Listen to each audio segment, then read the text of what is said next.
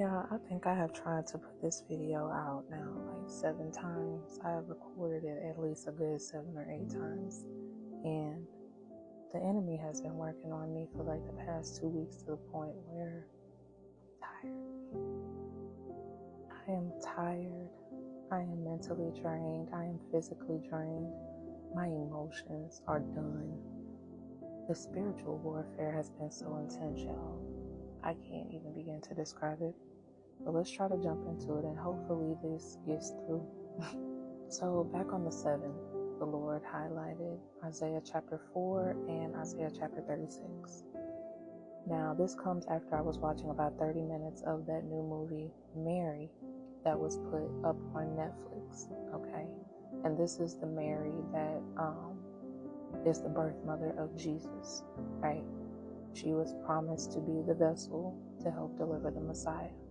This was her backstory, okay? Now, I only made it 30 minutes in, okay? 30 minutes in because it was just stirring up some powerful emotion within me.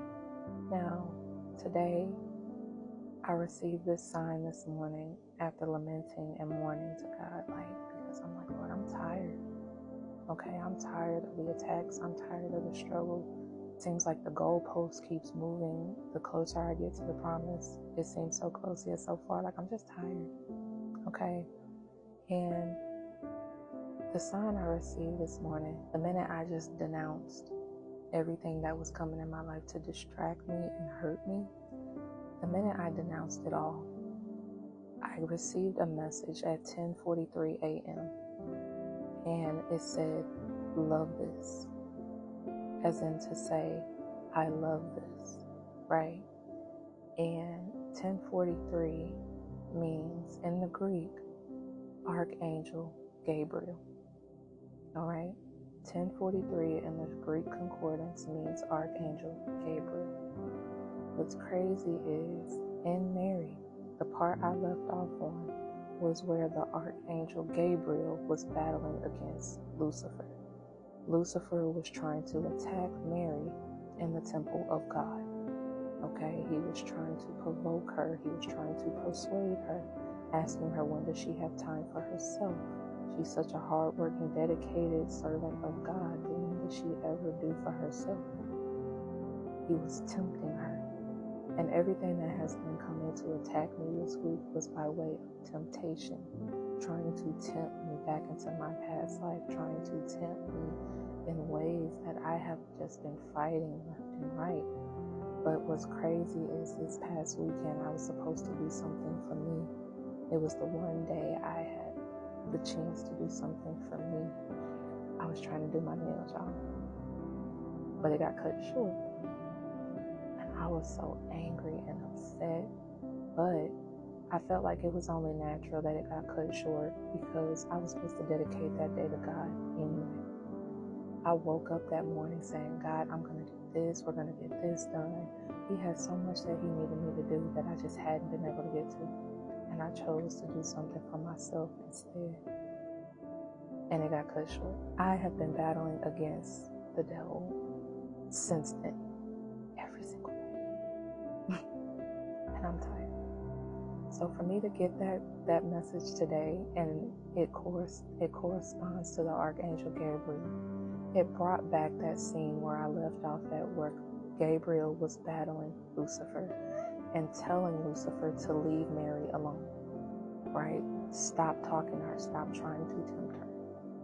So I was like, okay, God, because that was the same, like literally after I turned it off, because I couldn't watch it, that's when he gave me these verses that same day, within maybe 5 minutes after I turned it off. So I'm like, okay, God, I've been trying to get this out now for the last 2 weeks. Let me try it again. This is already my second time today trying to record it. I had recorded it about 5 or 6 times previously throughout this week, but it just was not hitting. Okay, it was not hitting. So, chapter 4 of Isaiah, I'm not going to read it again because we've already visited that maybe 2 or 3 times already. God has taken me to that at least twice since November. And that's about God placing his remnant in his vineyard, supplying them with provision, protecting them, guiding them, okay, keeping them hidden and safe as he is ushering them into their promise, right? This comes with the promise. So it's simply a reminder, okay, to keep holding on to what God has promised you, because you are protected, you are loved, you are going to be provided for despite what it looks like. Chapter 36 in Isaiah talks about the king Hezekiah, who was the king of Judah at that time, and he is fighting against the Assyrian king. But the Assyrian king decided to send one of his minions in his place to go talk to Hezekiah, way of threatening him, asking him, why do you keep rebelling against me? Why won't you just surrender to my will, surrender to me? You know what I mean? So Isaiah chapter 36 verse 4 says, the field commander said to them, tell Hezekiah, this is what the great king, the king of Assyria, says.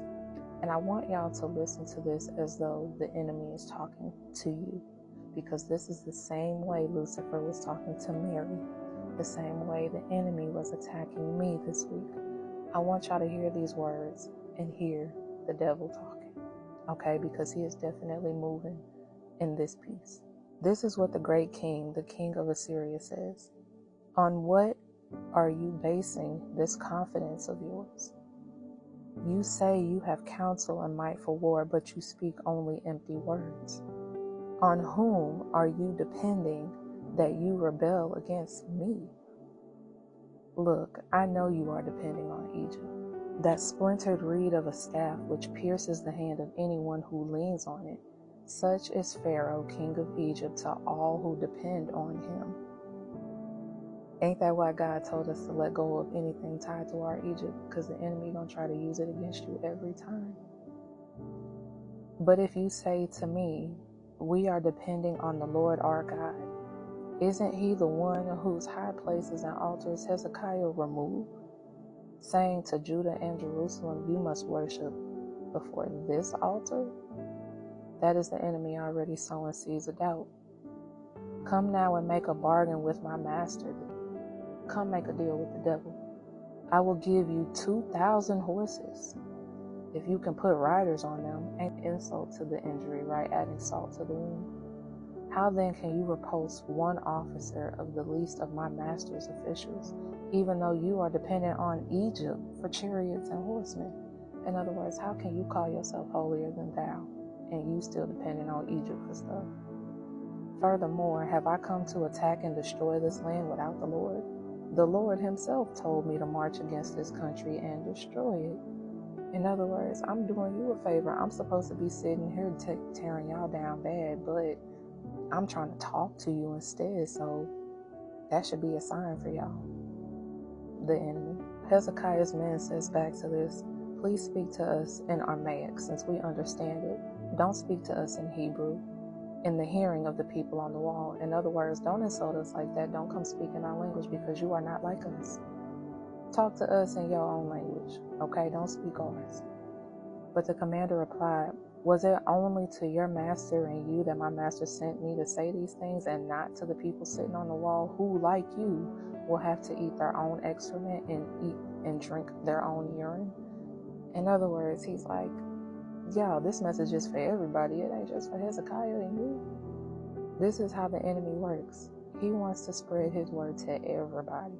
He wants everybody to be down bad, and to be insulted them by saying, y'all are down so bad that you have to eat your own waste to survive.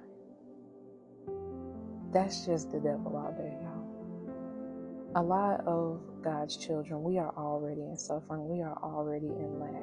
And we are hoping and praying for this promise, right? We are holding on to the provision that God is giving. But the enemy likes to throw it in our face to show, like, look at y'all having less than. Just come on home. Don't give up, y'all. Part 2 coming soon.